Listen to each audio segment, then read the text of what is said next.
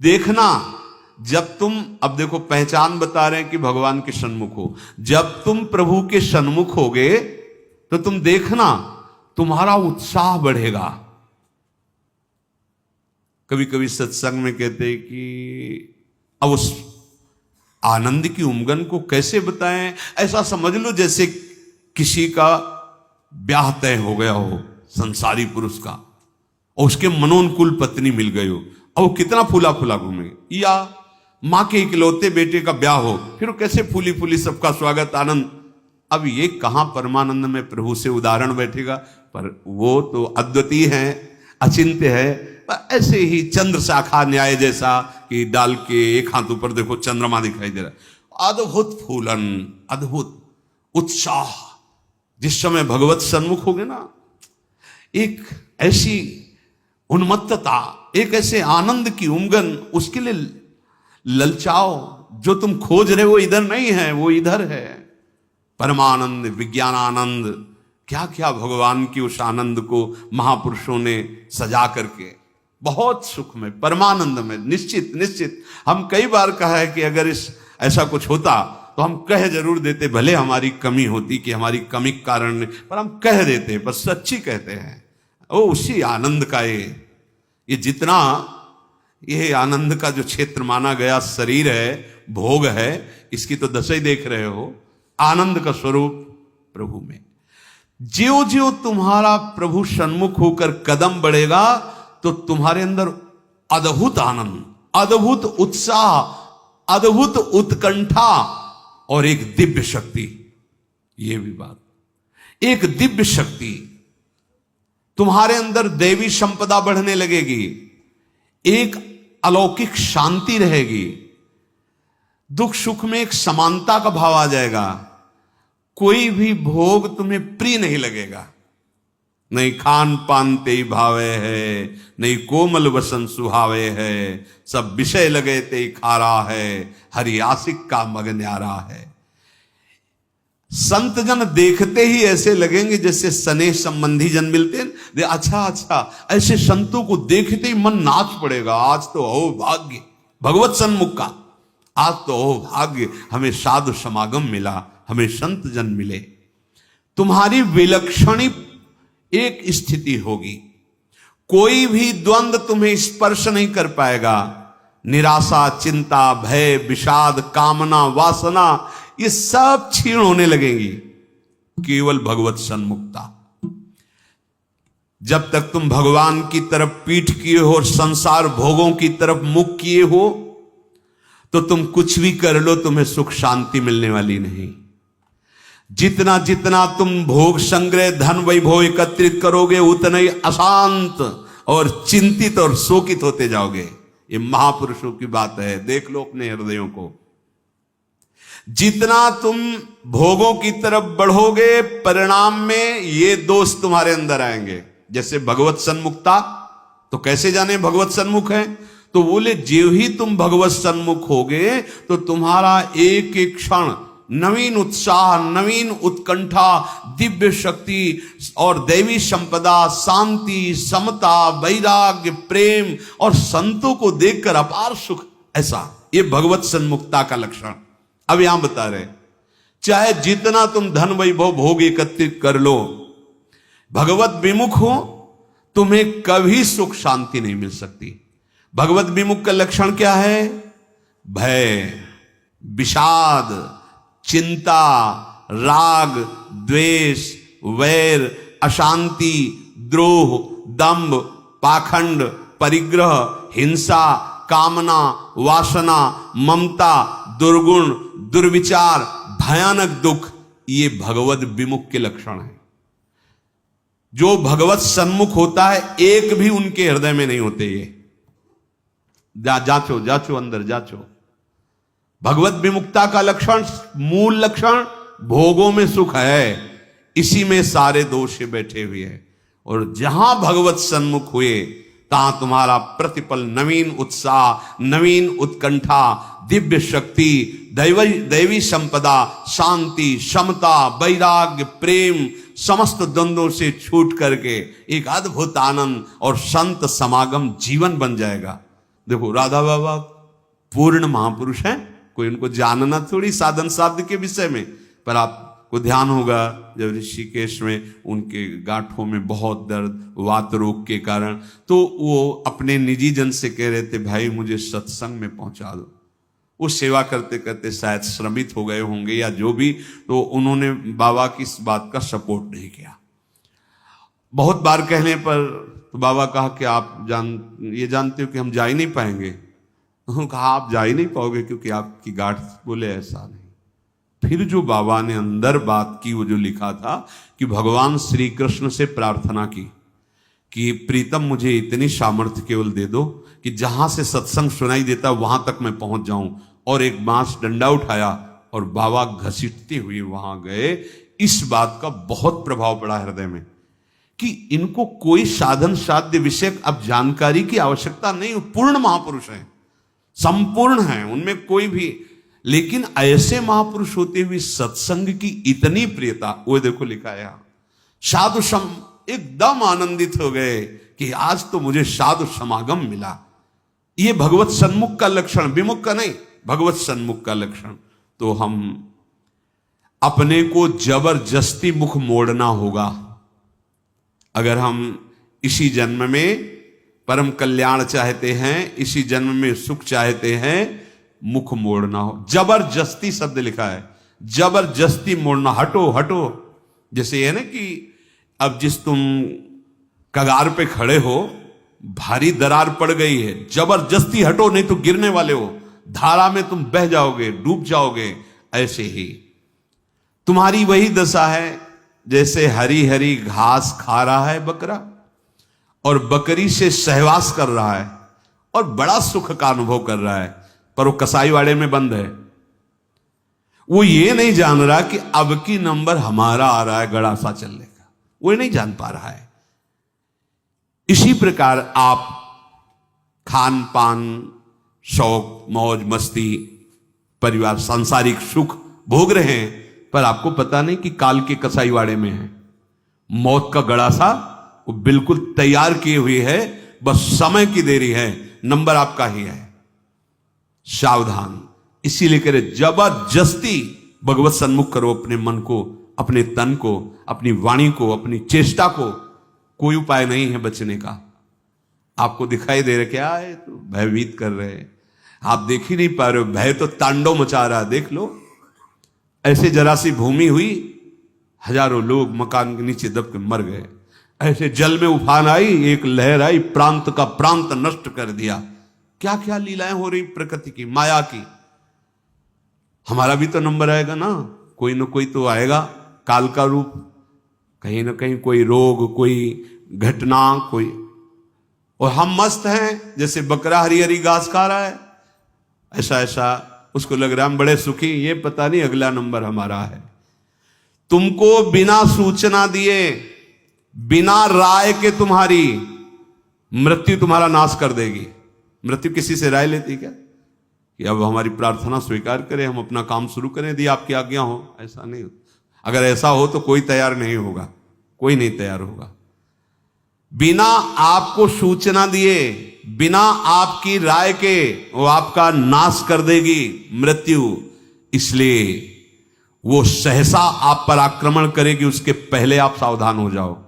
अब वो कब करेगी कुछ पता नहीं है, इसलिए आपको अभी से, इसी सेकंड से सावधानी करनी है। क्या? एक एक वृत्ति को कृष्णाकार कर दो, प्रियालाल के चरणों में लगा दो। बुद्धिमान उपासक सावधान, तुम्हारी जन्म के साथ ही मृत्यु पैदा हो चुकी तुम्हारी।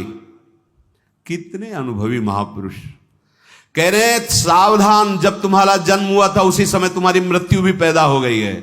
बस तुम्हारे साथ चल रही मृत्यु अवसर देख रही है, समय देख रही, जहां पूरा हुआ वो अपना काम कर देगी। इसलिए प्रतिक्षण तू मृत्यु की दृष्टि में है, शिकार बिल्कुल लक्ष्य पे है। मृत्यु का अंतिम स्पर्श तुम्हारा सर्वनाश कर देगा। शरीर, रुपया, पैसा, कामना, घर, मकान, पद, पदवी, सब। अतः तुम कुछ ऐसा करो जिससे मृत्यु शरीर पर प्रभाव पड़े, आप पर नहीं। आप कर्ता भोक्ता भाव में, इसलिए आप पर प्रभाव पड़ता है। वो क्या है? इस चक्र से सदा छूट जाने के लिए एकमात्र सब ग्रंथ, सब संत और सब पंथ का निर्णय है सतत भगवत भजन, सतत भगवत चिंतन, प्रभु के आश्रित होकर प्रभु का भजन। एक छोटी सी वस्तु जब भाव में भरकर आप प्रभु को समर्पित करते हैं तो प्रभु उसे बहुत बड़ी मान लेते हैं। हमारे प्रभु का स्वभाव ऐसा है। पत्रम पुष्पम फलम तोयम ये में भक्ता प्रति। देखो नाशवान वस्तु है ना। अगर एक चुल्लू जल भगवद अर्पण कर दिया, भगवान उतने में प्रसन्न हो रहे हैं। एक तुलसी दल ले लिया, ऐसे एक फूल ले लिया, कोई फल ले लिया, और भगवान भाव में भरकर कहते हैं अश्नामी, मैं उसे खा लेता हूं। जैसे फूल सूंघने की वस्तु है, पर भगवान कह मैं पा लेता हूं, पत्ता पा लेता हूं, जल पा लेता हूं, फल पा लेता हूं। पत्रम पुष्पम फलम तोयम ये में भक्त्या, भक्ति भाव से जो भक्त अर्पित कर देता है, भगवान कहते मैं उसे पा लेता हूं, वो शाश्वत हो गई। दो प्रकार की बैंक है, एक मायाकृत बैंक, एक हरि बैंक। हरि बैंक में वही वस्तु जमा होती है जो त्वदीयम वस्तु गोविंदम तुभ्यमेव समर्पय से होता है। ध्यान रखना, आपके द्वारा दी हुई वस्तु आपको समर्पित है, ये हरि बैंक में जमा हो गया। अगर आप निष्काम भाव से करते तो भगवत प्राप्त हो जाएंगे, सकाम भाव से करते तो आपको बहुत आगे बढ़ करके मिलेगी। और यहां जो बैंक में मायाकृत जमा है, ये सब रद्द, शरीर छूटा, सब व्यर्थ गया। मानव जीवन का एक एक क्षण इतना कीमती है कि उसके बदले में फिर कुछ नहीं है कि हम ये दे करके समय खरीद ले। तो ऐसे समय को केवल केवल महामहिमा में भगवान नाम स्मृति में लगाओ। सब चेष्टाएं हो रही, नाम जप कर रहे हैं, आपका बैंक बैलेंस बढ़ रहा है। एक एक नाम, जैसे कोई भूखा व्यक्ति एक एक कवल पाता है तो तुष्टि पुष्टि क्षुधा निवृत्ति होती जाती है, ऐसे ही एक एक नाम संसार से वैराग्य, अपने स्वरूप का ज्ञान और भगवान के चरणों में प्रेम, ये तीनों होते चले जा रहे हैं। पर जैसे बहुत भूख लगी हो तो दो चार कवल में और भूख बढ़ती नजर आती है, तृप्ति का बोध नहीं होता। आधे पेट होने के बाद फिर स्वाद और तृप्ति का अनुभव होने लगता है। फिर पूरा जब पेट भर जाता है तो कहना क्या है। ऐसे ही अभी हम थोड़ा भजन करते तो और जलन बढ़ रही है। यद्यपि वो संसार से वैराग्य, स्वरूप का ज्ञान और भगवत चरणारविंद में प्रेम, ये प्रारंभ हो गया है एक एक नाम से।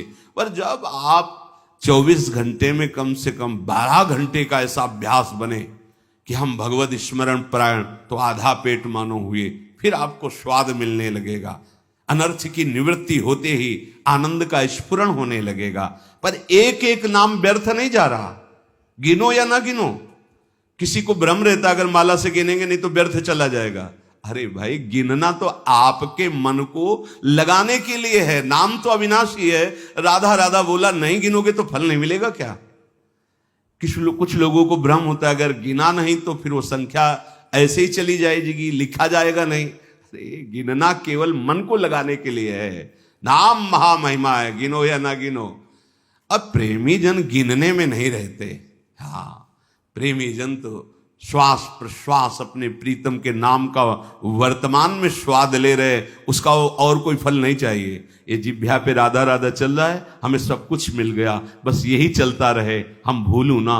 इतना स्वाद, इतनी महासुख की वृत्ति उदय होती है। सामने प्रियालाल हृदय आनंद की उफान में, जिह्वा पे नाम, अब उसे क्या चाहिए?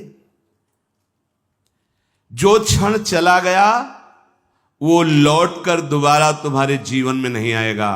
बहुत बड़ा घाटा। अगर खाली चला गया तो बहुत बड़ी हानि, बहुत बड़ा छिद्र, बहुत बड़ी दोष वृत्ति हो गई। जरा सा भगवत विस्मरण में अंतर, माया का प्रवेश। का हनुमंत विपति प्रभु सोई, जब तो सुमिरन भजन न होई। श्वास प्रश्वास लगातार भगवन नाम का अभ्यास, भगवत स्मृति कहीं भी जा रहे हो, कोई भी कार्य कर रहे हो, किसी से भी कोई व्यवहार कर रहे हो, अंदर ही अंदर स्मरण, प्रभु का स्मरण न छूटने पावे। लाभ हरिवंश के नाम उच्चारण, लाभ इससे बड़ा कोई लाभ नहीं। राधा राधा हरि हरि, अगर नाम उच्चारण हो रहा अंदर, बहुत बड़ा लाभ मिल रहा है। 1,00,000 रुपया 1 घंटे में कमा लिया और हरि को भूल गए, किस काम में आएगा? और 1 घंटे बाद शरीर छूट गया, 1,00,000 रुपया कमा लिया है, हरि का नाम नहीं लिया, तो आएगा क्या हाथ? और 1 घंटे लगातार नाम जप किया है, भले हमारे पास लौकिक वैभव नहीं है, लेकिन ना तो संताप होगा, न शोक होगा, न चिंता होगी, न भय होगा, एक आनंद, और वो अनंत काल के लिए बैंक में जमा हो गया अविनाशी नाम। ये हमारी समझ में क्यों नहीं आ रहा? लाखों रुपया इकट्ठा कर ली, चिंता है, शोक है, भय है, नाना प्रकार की वासनाएं जल रहे, लाभ क्या मिला? नाम चल रहा है, माना कि आपके पास उतना ऐश्वर्य नहीं है, यथा लाभ संतोष, जितना प्रभु दिए पर आपका हृदय प्रफुल्लित रहेगा, भरोसा बहुत बड़े स्वामी का है, और एक एक नाम आपका जमा हो रहा है। सदगुरुदेव भगवान एक दिन बोले थे, एक एक सेकंड का तुम्हारे हिसाब होगा। ऐसा नहीं कि तुम नाम जप कर रहे हो, उनके लिए जल रहे हो, कष्ट सह रहे हो, तो तुम्हें किसी को बताने की जरूरत है। एक एक सेकंड का हिसाब होगा और आप निहाल हो जाओगे। वो एक एक सेकंड आपको देख रहा है, आपके एक एक सेकंड की वृत्ति का हिसाब होगा। बहुत उदार दानी हैं हमारे प्रभु, अति उदार भी सुंदर। ऐसे मालिक के सेवक हो, वो एक एक सेकंड देख रहा है और तुम्हारा हिसाब करेगा। बाहर से नाटक करोगे, भक्ति का दंभ करोगे तो समय लगेगा, दंभ पूर्वक भी भक्ति की व्यर्थ नहीं जाती। झूठा खेले साचा हो, एक दिन ऐसा झटका लगेगा माया का कि अपने आप सच्चाई पे खड़े हो जाओगे। वो बहुत खिलाड़ी है, उससे बड़ा कोई खिलाड़ी नहीं। करो करो दम, करो नाटक। अब वो अपना नाटक विस्तार करेगा और वैसी जगह खड़ा करेगा जहां कोई नहीं, तब पुकारोगे हे हरि, तो बोलेगे आ जाओ, हम तो पहले ही बांह फैलाए बैठे थे, पहले ही तुम तो हमें केवल निमित्त बनाकर भोगों के लिए तुम चल रहे थे, लेकिन अब असलियत में पुकारा, आओ हम तुम्हारे स्वागत के लिए खड़े। झूठा खेले, ये खेल ऐसा है, झूठा खेले साचा होए। अगर झूठ से भी कोई भक्ति करने लगे तो सच्चाई में भगवान उसे भक्त बना देते हैं। हाँ, जो कोई भक्ति करे कपट से, उसको भी अपनाऊं, साम दाम और दंड भेद से सीधे रास्ते लाऊं। साम दाम दंड भेद, सीधे रास्ते लाऊं, नकली से बनाऊं असली। यही मेरे मन में छड़ी भगत मेरे मुकुट मणि। मैं हूं भक्तन को दास, भगत में आह। कितने कृपालु स्वामी है। एक राजा का सरोवर था बहुत बड़ा, तो उसमें वो अपने मन आह्लाद के लिए रंग बिरंगी मछलियां पाले हुए थे। कभी कभी कोई मछुआरा, तो उन्होंने आदेश कर दिया, इस सरोवर से जो मछली पकड़ेगा उसे मृत्यु दंड दिया जाएगा। अब तो कोई जाता नहीं, बहुत मछलियां रंग बिरंगी को। एक मछुआरा परिवार बड़ा भूखा था और कई दिनों से भी मुझसे मिला नहीं था शिकार। तो उसने देखा यहां कोई रखवाले तो रहते नहीं है, मृत्यु दंड का आदेश है, हम जल्दी से लिया भाग जाएंगे। और ढेर सारी मछलियां बड़ी बड़ी। वो गया, जाल फैलाया, मछली समेट ही रहा था कि राजसवारी दूर से घोड़ों की टाप धूल। देखा, अरे ये तो अब क्या करें, भागते हैं तो दिखाई देंगे, बंदी बना लिए जाएंगे क्योंकि वो घोड़े में है। उसको लगा कि साधु बन जाना अच्छा है, बहुत बढ़िया उपाय है। फौरन कपड़ा सा उतारे और रजली पूरे शरीर में पोतली, और वो तो साधु का बैठ गए, जाल उसी जल में छोड़ दिया, ऐसे छुपा दिया, शांत से बैठ गए। वो राजा निकल रहे थे तो देखा सरोवर पर कोई परमहंस बैठे, बोले हो भाग्य। दूर ही अपने सब राजशोभा को रोक दिया, सैनिकों को रोक दिया, नंगे पैर पाग उतार करके आए, साष्टांग दंडवत की। धीरे से हल्की आंख खोल, वो तो भयभीत है कि मृत्यु दंड मिलता, रत्न आदि सामने रखकर, पर वो आंख खोला नहीं। तो उसने समझा महाराज ध्यान में है, विक्षेप नहीं पहुंचाना चाहिए, चुपचाप चला गया। जब घोड़ों की टाप दूर ऐसे जाते हुए वो चले गए तो आंख खुला तो देखा रत्नादि हीरे आदि। तो उसने विचार किया कर्म तो मैं वो कर रहा था कि मुझे मृत्युदंड मिलता, लेकिन साधु वेश का सहारा लिया तो मुझ नीच अपराधी को राजा प्रणाम किया और ये रत्न रख के गया। ये जब मैं नकली भाव रखा तो ऐसा हुआ, यदि मैं असली में साधु बन जाऊं तो क्या होगा। अब मैं ना अपने घर जाऊंगा, ना आज के बाद कभी मछली मारूंगा, अब मैं सच्चा साधु बनूंगा। बना दिया। जो कोई भक्ति करे कपट से उसको भी अपनाओ, पर काहे को समय बर्बाद करोगे। आपको भगवान ने सत्संग दिया है तो आप सच्चे मार्ग के पथिक बनो। श्वास प्रश्वास तुम्हारी खाली न जाने पावे। जब तक तुम्हारा मुख भोगों की ओर है, मुख का तात्पर्य अंदर से है, अंतर ही अंतर, तुम सब साधन कर रहे हो लेकिन तुम्हारी विश्राम स्थिति मन मानता है भोग में। क्या खाने को मिलेगा, हाँ हर्षित हो गए। क्या भोगने को मिलेगा, हर्षित हो गए। मतलब आप अभी भोगों के सन्मुख हैं। अंतर की बात देखना। जब तक तुम्हारा मुख भोगों की ओर है तो तुम कह रहे हो कि हम भगवत मार्ग के पथिक हैं, भगवत मार्ग में चल रहे हैं, पर तुम चल भोगों की ओर ही रहे हो, प्रभु की ओर एक कदम नहीं चल रहे हो। जैसे कई बार सत्संग में बताया है कि ये बिहारी जो हैं, आप मुख इधर करो छठी करा की तरफ और दौड़ लगा दो तो आपका हर कदम बिहारी जी से दूर होता चला जा रहा है। आप बहुत चल रहे हो लेकिन विपरीत चल रहे हो तो आप बिहारी जी से दूर होते चले जा रहे हो। और ये मार्ग है, लेट जाओ और लेट कर चलो तो समय आएगा पहुंच जाएंगे, क्योंकि आप सही मार्ग में चल रहे हो। आप ऐसे सोए सोए चलो, एक बार लेट गए 10 मिनट फिर लेट गए, फिर एक बार उठे फिर लेट गए, आप पहुंच जाओगे क्योंकि सही मार्ग है। समझो, भाव समझो। यदि आप भगवत सन्मुख हैं तो आपकी चाल धीमी होगी तो भगवान मिल जाएंगे, और आप भगवत विमुख हैं, भोगों के सन्मुख हैं तो दौड़ लगा लो। हर कदम आपका प्रभु से दूर होता चला जाएगा, आपको दूर करता चला जाएगा।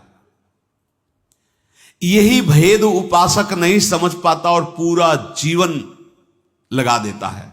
बहुत ध्यान देने का विषय कि आप समझते हैं परमार्थ के पथिक अपने को और चाल है भोगों की तरफ, तो हर कदम आपको प्रभु से दूर करता गया और आप कर रहे 50 वर्ष से मैं चल रहा हूं लेकिन मंजिल नहीं मिली, क्योंकि मंजिल की तरफ आपका मुख ही नहीं था। आपका मुख था मंजिल के विपरीत। जो प्रतिकूल से वर्जनम स्थिति होनी चाहिए, वहां अपने अनुकूलता देखी और चल पड़े भोगों की तरफ, तो फिर क्या होगा। आप यही को कहते हैं आकर कि 20 वर्ष से मैं साधन में हूं। क्या साधन में हो? बहुत दौड़ने वाले हो, बहुत दौड़ाक हो, लेकिन विपरीत दौड़ रहे तो फायदा क्या हुआ। अरे धीमी भी चाल हो लेकिन अनुकूल चाल हो तो मंजिल पास है, दूर नहीं है। ये बहुत समझने की बात, बहुत समझने की बात। यही गलती हमसे होती है। महापुरुषों द्वारा स्वादनीय शास्त्र जिसकी जय घोष करता है, ऐसे नाम का अपमान कर रहे हो। तुम्हारे कदम किधर हैं? किधर है कदम तुम्हारे? तुम्हारी चाल किधर है? पहले देखो ना। अरे सन्मुख होए जीव मोई जमही, जन्म कोट यज्ञ नाश होते। मेरे प्रभु कहते हैं करोड़ों जन्म के पाप उसी क्षण नष्ट कर देता हूं जब सन्मुख होते। सन्मुखता का मतलब समझो। अंदर ही अंदर भोगों को विश्राम मान रहे हो, भोगों को सुख मान रहे हो, मान प्रतिष्ठा को जीवन का लाभ मान रहे हो, तो आपके सम्मुख कौन है? प्रभु हैं या मान प्रतिष्ठा है या भोग है या संसार है? क्या वेश रख लेना प्रभु की सन्मुखता होती है? क्या उद्देश्य क्या है तुम्हारा? उद्देश्य सन्मुखता होती है। उद्देश्य बहुत बार कहा है, उद्देश्य को आप ठीक कर लीजिए।